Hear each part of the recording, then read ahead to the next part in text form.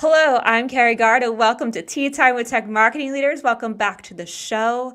I'm so excited for our guests and our conversation today. Before we get there, a little housekeeping. This is live on LinkedIn and YouTube. It's the beauty of being live is that I get to hang out with not only a wonderful guest here, but also all of you. So we are on the edge of our seats for all of your questions, which I know you have because wow, is this a topic that just keeps, nobody's cracked the code on it. Nobody's cracked the code on it. Maybe Gary has. So bring your questions, bring your ideas. Let's have a side chat here on how you all are trying to figure out marketing and sales alignment. It's going to be great. Gary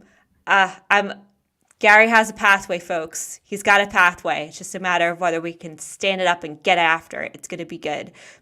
Before we get there, a little bit about Gary Schwartz.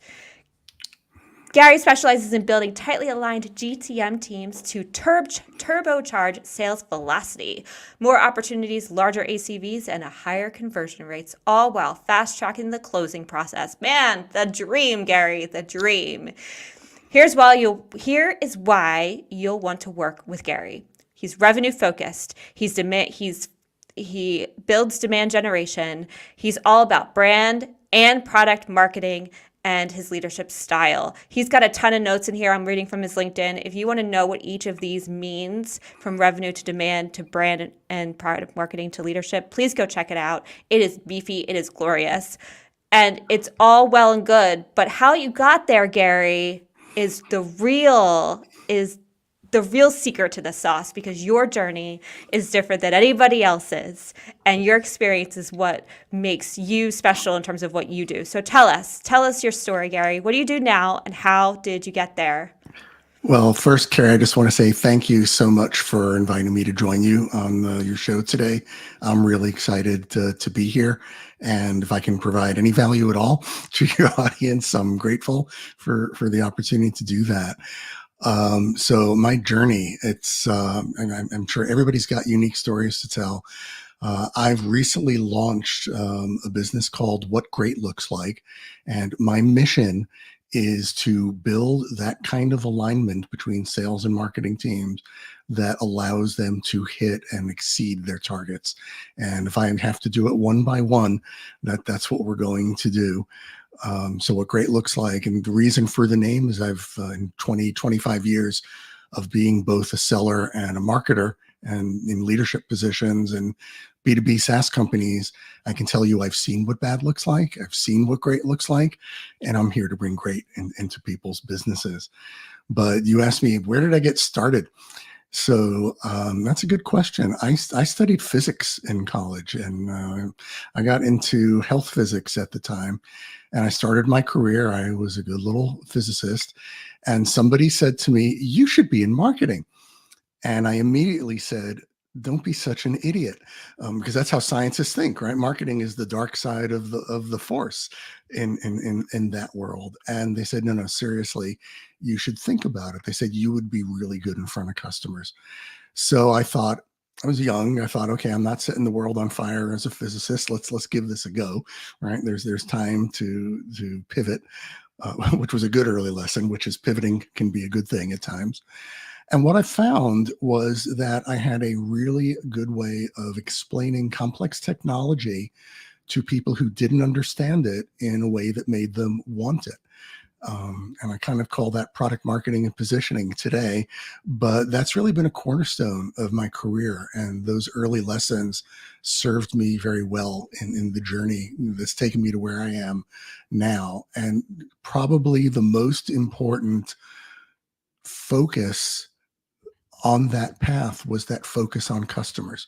I loved talking to people, learning what their problems were, and figuring out how we could solve their problems. That's, in a nutshell, that's my jam. That's what I love to do, and that's taken me. My path took me to the United Kingdom, where I, cut teeth on being a sales leader and product marketing leadership.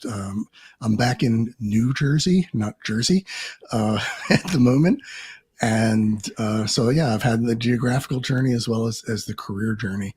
But really, my jam is, looking for those dysfunctional teams and helping them get past that and create organizations that play together like a well-tuned orchestra.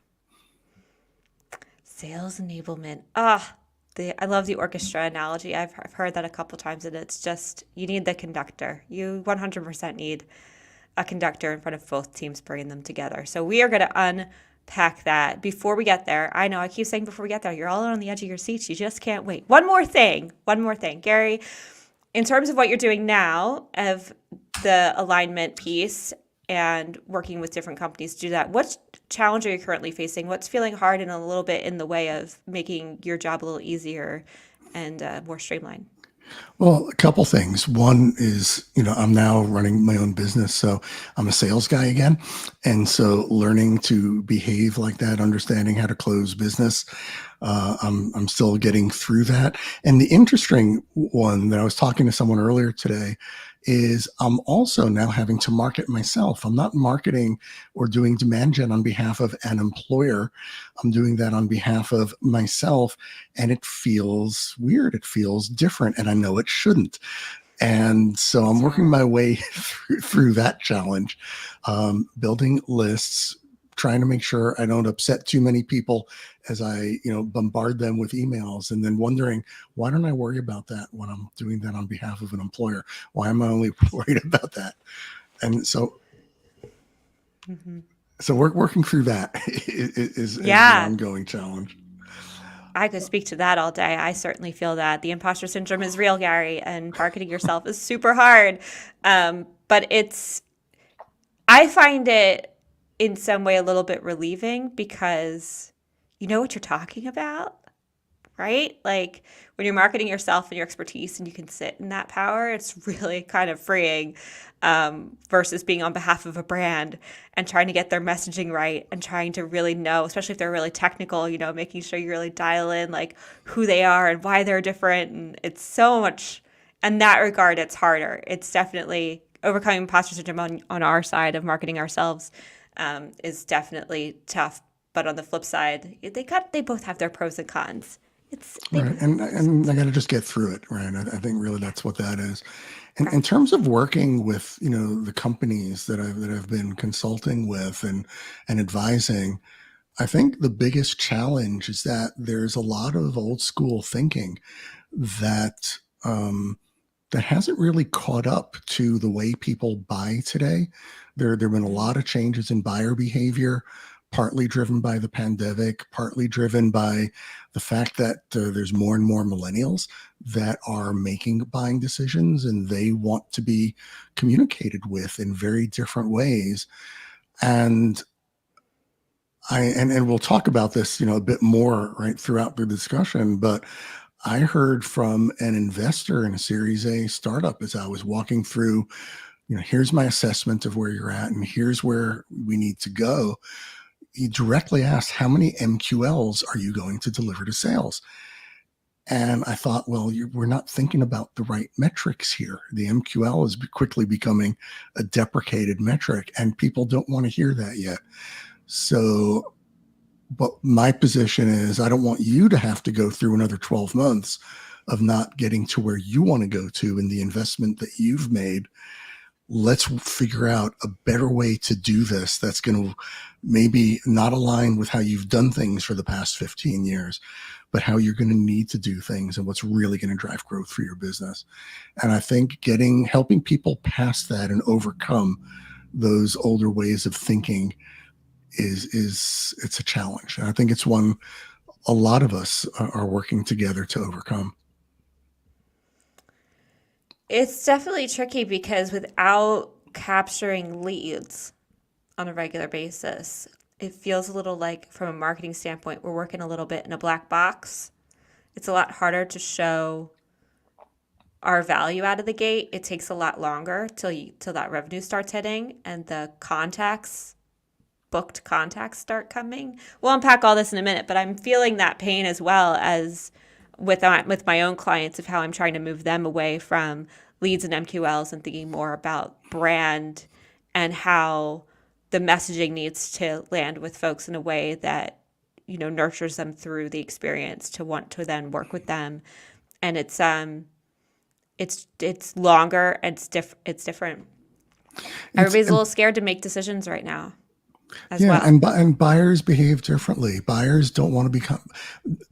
When's the last time you filled in a form, Carrie, to get to some content? I don't do that because I know I'm going to get a call from a BDR who's been told if they filled in a form, they're an MQL, and you got to call them within 5 minutes.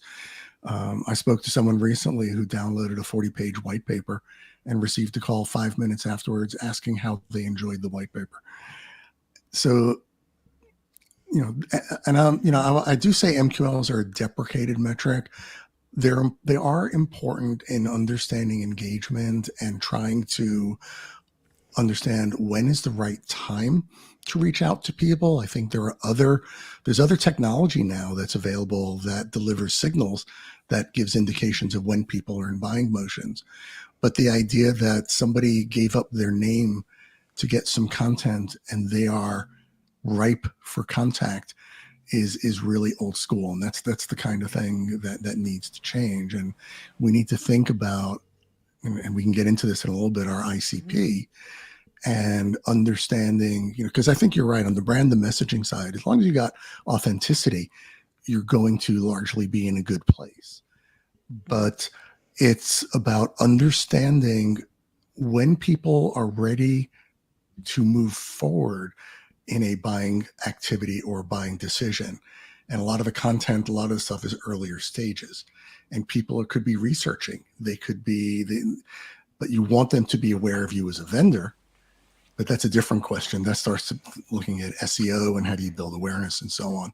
So I want to say it's not trivial, but to unpack it, I think the key, and I know we're going to get into this, is really how you align goals and objectives of your sales and marketing team so that the behaviors drive in the direction you want to get to, and that they're not destructive behaviors that just upset people who aren't ready to be contacted. But I know we'll get into that in a little bit more detail. Trevor Van Worden, always popping in. Lovely to see you, sir. He says that immediate call MQL strategies have become pretty rare. So that's good news because, yes, they should. I agree hope that's with Gary true, on that. but I don't always see that. I see especially really early stage companies where they just want people to talk to. Anybody who fills in a form is an immediate MQL. And, maybe it's not everybody, but it's definitely something to consider. Okay, let's get into it, folks. So, in terms of today and what Gary's talking about in terms of marketing and sales alignment, we're going to talk through first the why this is still an issue, and then get into the how we're going to solve the issue, and then how you get after the plan to solve the issue. So that's the format we're going to follow. We're going to try and stay on track, but you know me, I love a good tangent. So, we might take a little turn here or there, but we'll come right back on track. Don't you worry. So Gary, let's kick it off. Let's talk first about why are we still having this conversation? Like, I've been doing podcasting for almost 5 years now. And I remember my very first season back in 2019, I had somebody on my show where we talked about this exact topic. We are still having this conversation. So help me understand why. Well, I'll start by saying I still recall an interview that I had with a CEO in London when I was living in the UK. And this is close to 20 years ago now. We spent an hour together. And the very last thing he said to me as I was leaving is he says, marketing is just leads. And I thought, okay, well, thank you for that. I don't need to talk to you again. Right. But I think that is the basic problem, is the idea, and this still exists today in too many businesses, where a structure is set up where marketing is expected to create leads, right? It used to be called lead generation. They changed the name to demand generation, but they still think lead generation. And marketing throws the leads over the wall to sales, and sales is then meant to follow up with those leads. And that's wrong behavior on so many ways, because you heard me say throwing the leads over the wall, right? That's the definition of a silo, right? It relegates marketing, forget all the brand and the messaging and all that good stuff. Your job, just give us leads and we'll be happy. And then you worry about sales organizations who aren't necessarily following up on the leads. It creates those arguments. Well, you're not following up on the leads that we give you. What's going on? It just creates a mechanism for people to point fingers at one another. So when the foundation is our job is to create leads that you follow up on, and then you go ahead and close the business, it creates a separation between marketing and sales. And we haven't even gotten into the customer success side. I think we'll keep that out of, I don't want to go down that tangent today, but the foundation is that line of thinking that relegates marketing to being a service provider whose job is to deliver leads. And to me, resolving that starts with aligning on metrics that are outcome driven and that align to the goals of the business. I'm a huge fan of OKRs. And to me, leads are KPIs. And I know we're getting into like acronym soup here. Okay. That's okay. Let's break both of those down though before we get too far down the rabbit hole. So we got OKRs and we got KPIs. Let's define those and then give examples of each. Great. So OKRs stands for objectives and key results. And those should be relatively few for a business. I worked in a Series A startup 4 years ago, 2 OKRs for the whole business. And those OKRs, one was revenue, and the other was utilization of our product by individuals that were being impacted by the product in a positive way. Everybody in the company was driven to, we measured those constantly, like on a weekly basis. How are we doing towards our revenue? How are we doing towards utilization of the product? And then each department had its own OKRs that rolled up into the corporate OKRs. So I ran marketing there. I had one OKR. That OKR was opportunities created. My job was to create opportunities. And what was good about that is all my budget, all my spend, all my activities were judged against how was it going to help you hit your OKRs. So we never ran into busy work, right? We never had marketing's doing all these things. I don't know what they're doing or why they're doing it, because we had everything we were doing was rolling up to how is it going to help us deliver opportunities? And then how are those opportunities going to help us deliver revenue? It was very, very simple. And then we aligned with sales on that as our OKR. Sales OKR was to close the opportunities and generate revenue. So OKRs, if you've got 200 OKRs in your company, you don't have any. And I've had people tell me, oh, we got hundreds of OKRs, but they are the very few things that matter most. They're outcome driven. They deliver outcomes to the business. KPIs. Let's talk about opportunities. Oh. Right. Oh, sorry. Before we move on, let's talk about opportunities for a second, because I feel like this could get muddled as well in terms of what is. I don't know that I agree with this, Gary. I'm just going to state what maybe people are thinking and aren't able to say out loud right now. But aren't opportunities just MQLs? No, they're not. And this is part of how you solve the problem. Opportunities are opportunities that are qualified and accepted in the CRM. And I've worked in a variety of different companies that had different qualification criteria to allow a sales rep to create an opportunity in the CRM. And to a large extent, I use BANT. I'm going to stop the alphabet soup, right? BANT is budget, authorization, need, and timing. In my mind, need and timing are the most important, right? Need is about, do you have a problem that we can provide a solution to? And timing is, do you know when you need to solve that problem by? Because if I don't know the timing, then I don't really have, I'm not top of mind for you. So those are very important. But getting agreement on what makes for a qualified opportunity is key. And then we'll talk in a bit about where the BDRs fit into this with the sales reps to be aligned on what is a qualified opportunity. But to me, that's the trick. And that is an OKR, because if I know my conversion rates that say I'm going to convert 1 out of 4 qualified opportunities into a deal, that helps me understand how many opportunities do I need to create? Now, your question was, isn't an MQL the same as an opportunity? It's not. I would consider an MQL as a key performance indicator. Really, I would say it's a key leading indicator. How many MQLs am I generating? How do they convert to becoming, so if it's a marketing, all an MQL is And this is because marketing automation software enabled us to track this. All an MQL is a measurement of how often are people engaging with us as a business or our content. And you apply a scoring system to that.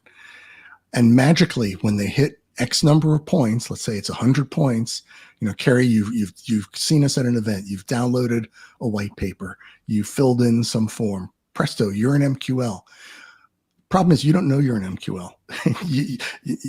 I don't know if you're actually ready to buy, but the marketing automation system let me create a mechanism to say these people are MQLs. Then we work to turn you from a marketing qualified lead, because you've engaged with our marketing stuff, to now call you a sales qualified lead, because in my experience, maybe 20 or 25% of MQLs will become SQL, sales qualified leads. Then I'll get you into a meeting, and hopefully 75 or 80% of the sales qualified leads become qualified opportunities. But you see what I'm doing is I'm walking down a conversion funnel, and I would say all those steps on the conversion funnel, whether you call them KPIs, performance indicators, or leading indicators of performance, KLIs, to muddle it further, those are paths to an outcome. And an opportunity is an outcome, because that's the first time we should have alignment between sales and marketing, that person or that organization is in a buying motion, and therefore they're qualified to spend time with them, right, in order to sell to them. So that's how I demarcate those. Okay, so what's the trigger? And maybe you said it, but I just want to make sure we sort of zone in on it. There's this moment, you talked about it before as throwing it over the wall, but there's this moment that happens between the MQL and the SQL. Is that in a perfect world scenario where people do fill in forms, is that when a meeting is, that's when the meeting's booked, right? The meeting is booked. When so a person it gets handed nicely over to sales. Is that the moment? Well, the way that I think about it, and this gets into that where do the SDRs live conversation. In many organizations, SDRs are part of the sales organization. They're called sales development representatives, but I've seen them called BDRs, business development representatives, ADRs. I've seen them called account development representatives, but they are the person who is tasked with contacting, reaching out to that MQL and determining, are you really qualified to have a meeting with sales? This is where that whole conversation of delivering MQLs to sales comes from, because in companies that are organized that way, what marketing is doing is they're delivering MQLs to the SDR who sits in the sales organization. Now, I would ask, how many MQLs do you want, right? I could set the scoring system in different ways. I could give you thousands and waste a lot of your time talking to unqualified people. I could give you fewer and have you spend your time better and talk to really qualified people.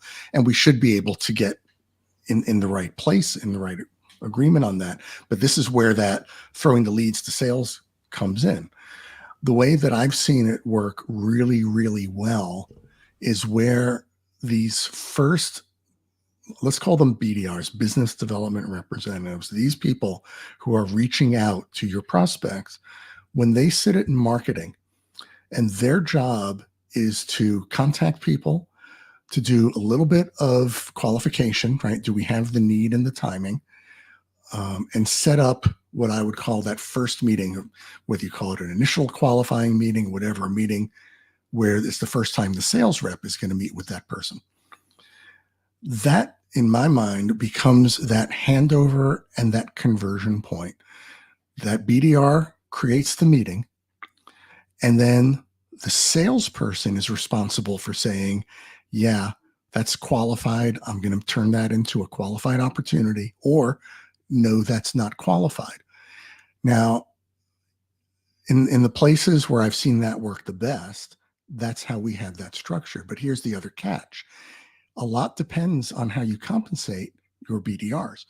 If anybody who's listening today has talked to, has hired appointment setters, meeting setters, right? And I've never seen those go well, because the meeting setters are paid. Oh, well, you're paying me, my agreement is I'm going to get you 30 meetings a month.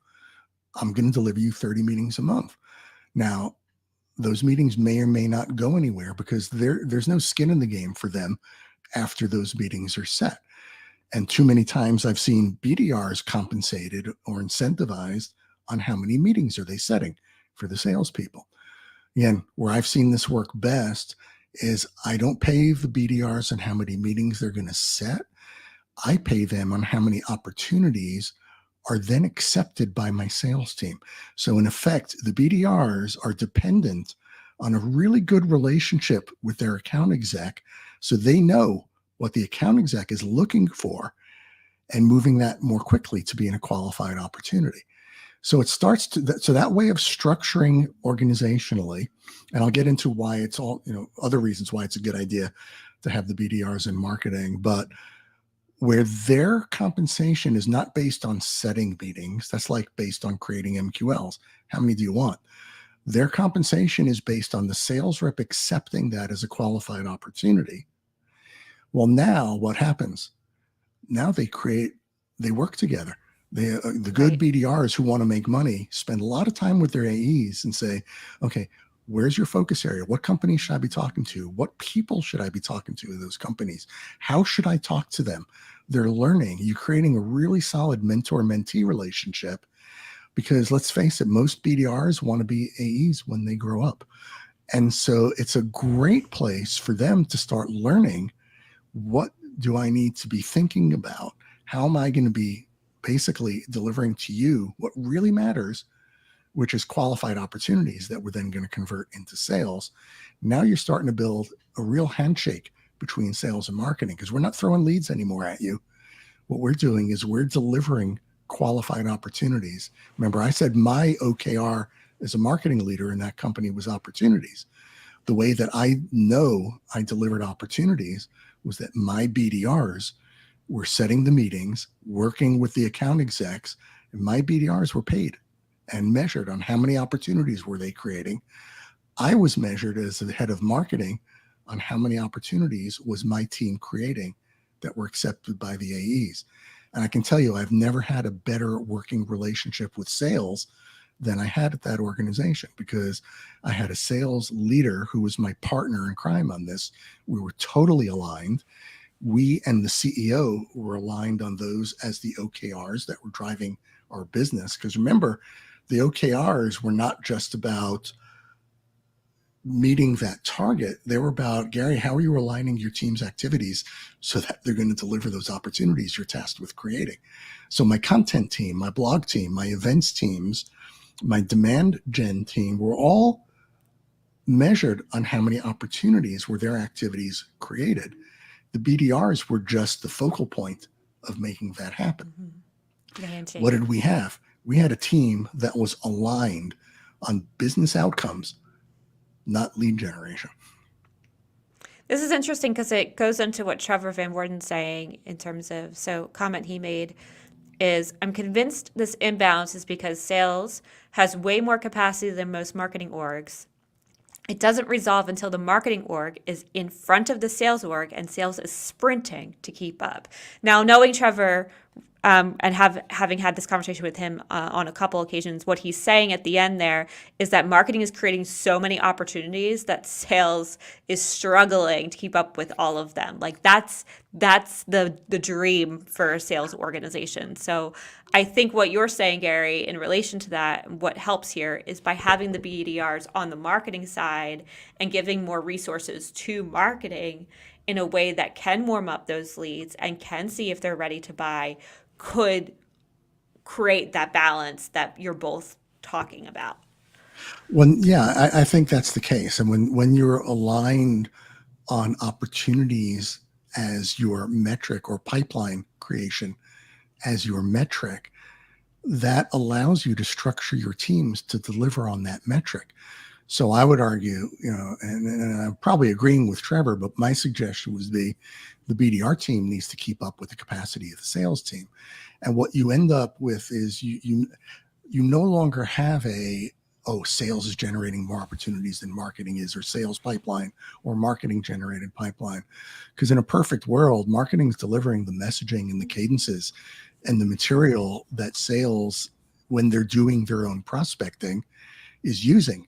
So even if sales is the one who is the last touch, it's content and it's material derived from marketing, because everybody should be using the same messaging that delivers that. So I think, marketing should be thinking that it's contributing 100% of the pipeline, and BDRs are one channel, partners, and we haven't even talked about that ecosystem, but that's one channel, and sales is one channel, right? Nobody should think that it's beneath them to be doing their own prospecting.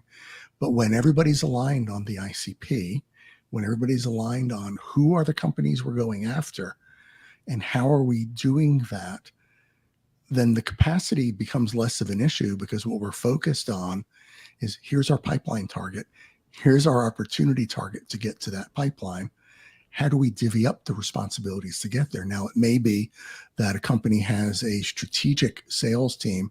They're going after, like the big fish, or, the companies, that are the ones we really, really, really have to be in front of. Maybe we task the sales team with doing prospecting, but working with their BDRs, because there should be a mapping, a pairing of BDRs to account executives, because that's how they learn from one another. And then maybe it goes more heavily on the BDRs to focus on inbound that's coming in. Those MQLs I think of as inbound activities. But there's certainly different ways to structure that. But they all need to be thinking about, what's the outcomes we're trying to create. And the outcomes that we're trying to create is pipeline for the business, qualified pipeline that we're going to be able to convert at a predictable rate. This is good, because this happens. This happens all the time, Gary. So I'm on a vendor marketing, a vendor side for marketing, right? So I'm an agency and I support marketers. And so nothing hurts our heart more than when our marketing managers show up and say, I got our targets for the next quarter. And they look like they just got hit with a baseball bat, because the targets came from the top. And it's what you're talking about, right? So the targets are coming in and the revenue goal is there, and then you work the numbers backwards, and all of a sudden your KPIs feel out of reach. This happens constantly, right? All companies do this. Inevitably, the CEO shows up or the CFO shows up and says, we need to grow X% year over year. Let's go marketing and sales. They haven't, all they're doing is looking at their math, right? They're not looking at all the KPIs that go into making that math possible. And so then it falls on marketing and sales to all of a sudden try and close that gap, and it feels like a mountain. How do you help? We're speaking to marketers, mostly marketers and some sales folks right now.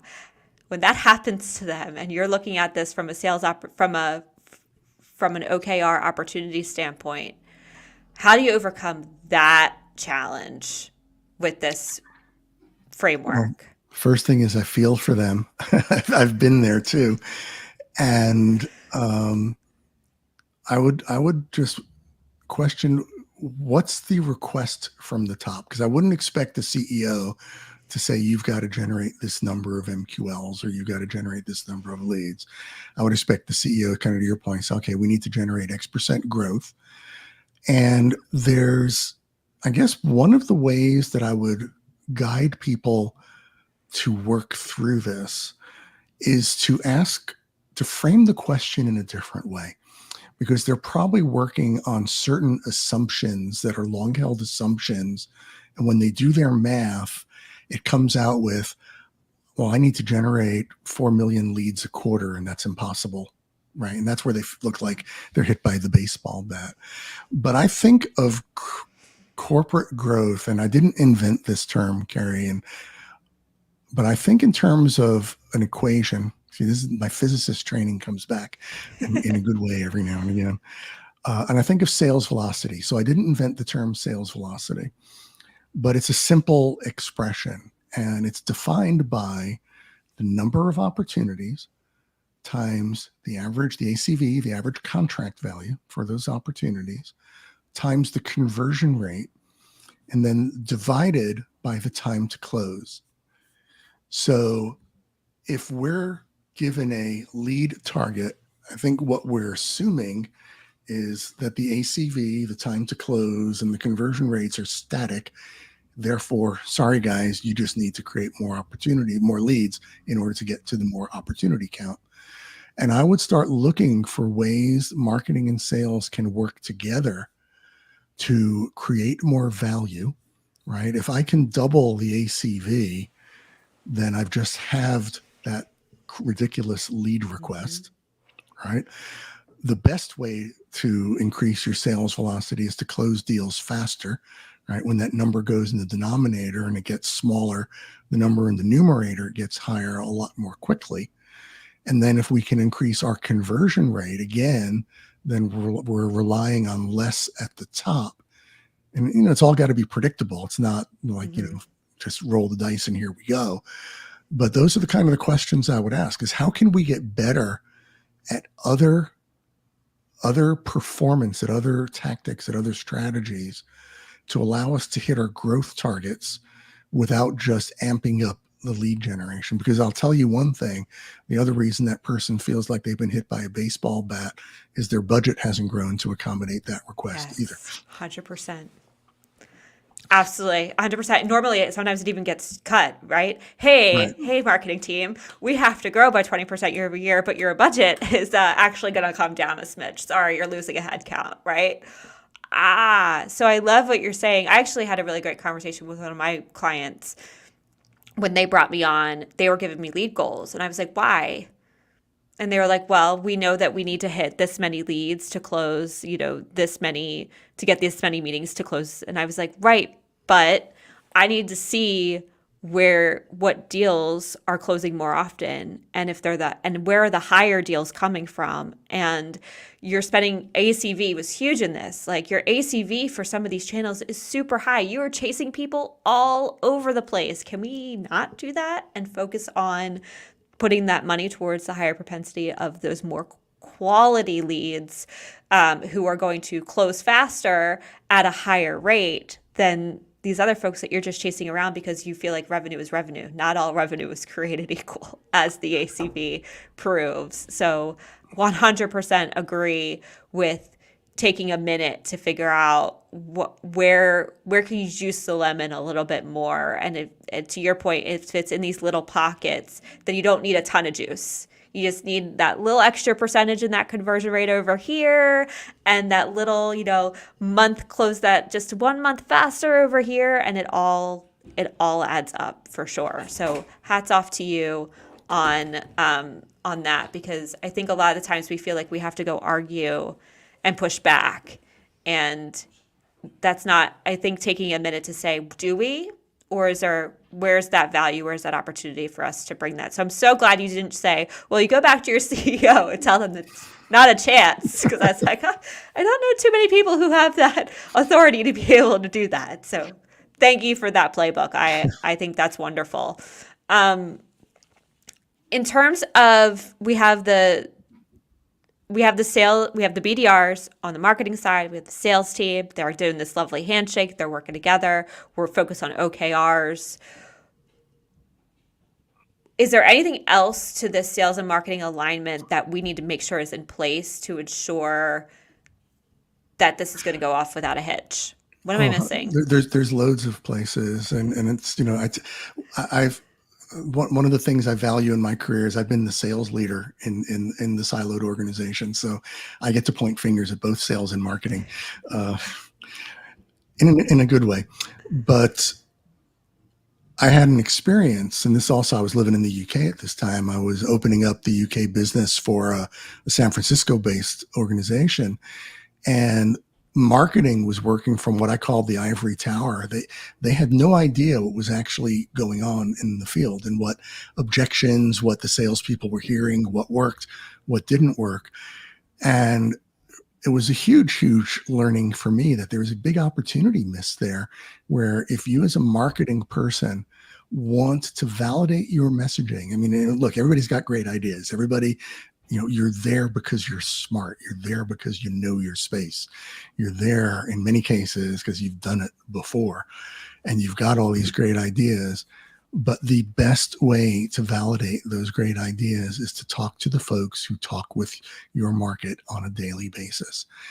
And so I had an experience last year when I was at Veracode and we were launching an amazing new product. It was an AI-driven product that didn't just scan for flaws, but actually resolved them, corrected security flaws in code. And as we were getting our positioning going, I had some questions of our product marketing team. Is this really going to fly? And we went and talked to our sales architects, the people who, and the sales architects, the SEs, you're the ones who I love the most because you're the ones who hear the truth. You know the most about what the problems are and how to solve the problems. And what I find is clients tell you the truth. They don't always tell the reps all the truth because the reps are trying to take your money, but you're just there to solve your problems. So those people are the gold dust in any go-to-market organization. My question to them was, this is what we built. We built an ROI calculator. Is it going to fly? And they said, no way. Those people aren't going to know. Our audience is not going to know those metrics. Here's what you need to do with that ROI calculator. And I was like, okay, well, thank God we talked about this. We rebuilt the calculator before we launched the web page, right? Before we got into, a mess. And a couple of things happen. One is you rebuild the trust.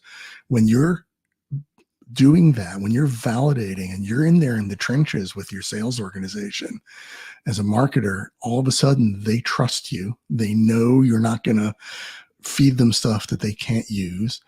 And then the other thing is they're immediately bought into the result because they contributed to the result. So what are they going to do when their colleagues say, have you seen this stuff that marketing gave us?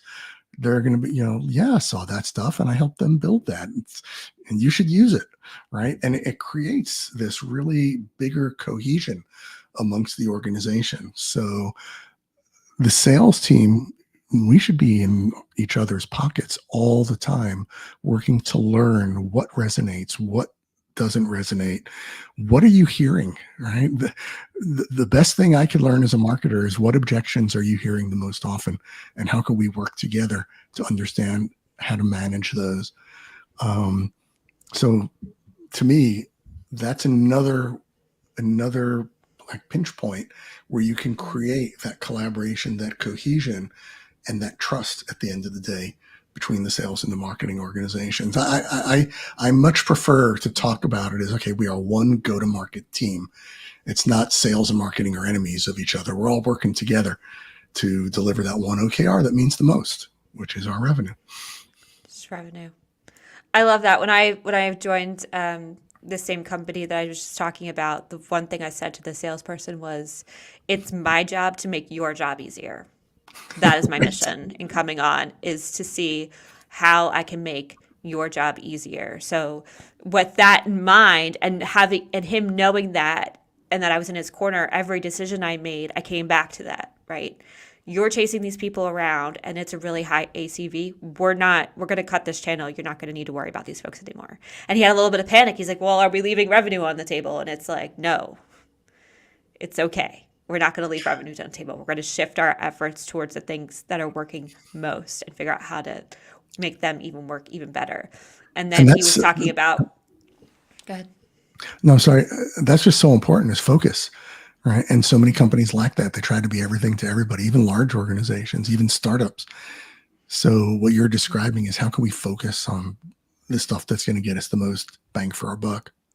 I love that. Absolutely. Yeah. And then the second piece is the nurturing piece, right? So still needing them to do a little bit of calling and following up and making sure that, like, if somebody fills in a contact us form, they're doing their due diligence of doing that. But then supporting them behind the scenes from a marketing and nurturing perspective of making sure that we're also surrounding them and helping that conversation along and to help them close that deal faster as well. So when I said that, he feels really slow right now, I'm like, I know, but like, your ACV is higher and the deals you're closing are higher. So I appreciate that feels weird, but hang in there, like, more is coming. And so it's been an interesting shift for the salesperson, but he trusts me and he said it. He's like, if I didn't trust you, you wouldn't be here right now. And I said, I know, but I got you, Chris. It's going to be okay. So I think, yes, talking to your salespeople, so critical, and really hearing what's hard for them and what's in their way. And to your point, hey, check out check your messaging, because they know what is going to land and not land, because you're right, you're talking to the customer all day. Last, if you could give people one last piece of advice here, Gary, in terms of marketing and sales alignment. We've talked through what the core challenges are of why people are out of alignment in terms of being in silos because they're working on different metrics, in terms of marketing throwing leads over to sales and having a lot of conversation there. We talked about the beautiful channel of the BDR and how that could really lend itself to working with sales and to getting to those SQLs and everybody working towards, again, that OKR of opportunities. And we talked a little bit about how we can work, to with leadership in, building this out. Is there anything, last piece of advice for folks as they think about, man, I want this, but I don't know where to begin, and this seems really scary, and I'm just low man on the totem pole here as a marketing manager. How could I help sort of move the needle here and make, working towards this, this structure? What advice do you have for folks out there? Well, I'll tell you one of the best pieces of advice I ever got. Actually, I'll give you two pieces of advice that I got from this mentor when I first moved into marketing, when I left the physics world. One thing he said to me is never lie, tell the truth in the most positive way possible. I've kept that with me all those years. And then the other one, which I think really resonates, is a relentless focus on the customer. And he said to me, ask yourself, if you're not sure what to do, ask yourself what's best for your customers. And he said 9 times out of 10, that will give you the right answer for the business. And I would say, I know the challenges, right? I've lived both the toxic and the damning organizations, but I know the challenges, and it's just stay grounded in what you're doing is what's best for the customer. That's going to show itself in your messaging and how your sales team works with your customers, how your customer success team works, how you're creating demand, all the things that we're trying to do.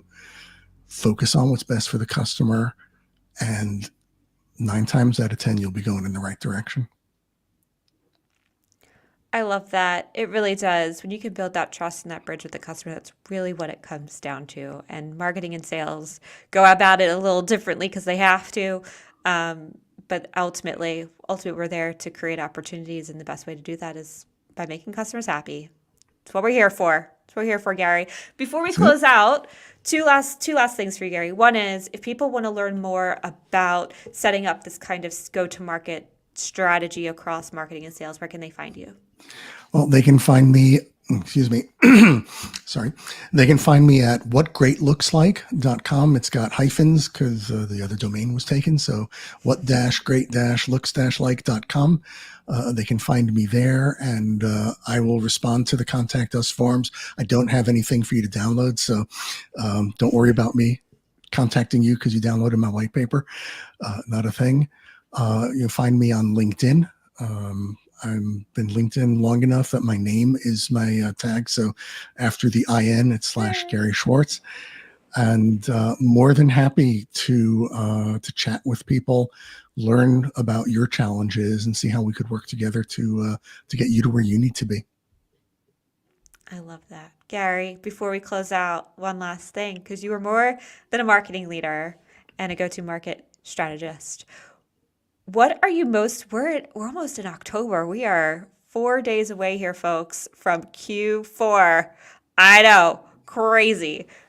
And it's going to be it's always a short Q4 because the holidays, come in out of nowhere. And while we're grateful to have the time off, it's a crunch. So Gary, for you, from a personal side, what are you most looking forward to in the final months here of 2024? Well, on the personal side, I'm looking forward to walking unaided again. I had surgery on my hip last week. I got a brand new hip, but that's going really well. And for Q4, for me personally, I'm looking to build new relationships. And as I said, my mission is to remove that toxicity one company at a time. And so looking to meet folks and do that. My guidance to people, I'll say one of my good friends and former colleagues has a sign in her home office that's visible on all the video calls, and it says, "Just breathe." So I would say to everybody, remember, just breathe. We'll get where we need to get to. Beautiful. Gary, thank you so much. And thank you to our listeners, to the folks in the comments. I appreciate you. Ann Carpenter, Trevor Van Worden, Leanne. So good to have you guys hanging out with us. We look forward to following up with some of these comments asynchronously. Don't you worry. We're here for it. We'll be doing that. Thank you to our other listeners. We're going to republish this across all the channels, and I'm so excited to get this content out there as it's so, so helpful. So thank you again, Gary. This episode was brought to you by MKG Marketing, the digital marketing agency that helps complex brands get found via SEO and digital ads. It's hosted by me, Carrie Gard, CEO and co-founder of MKG Marketing. Music mix and mastering done by Snappy. And if you'd like to be a guest, I'd absolutely love to have you. Ping me. Let's hang out. Thank you so much. Thanks so much, Carrie.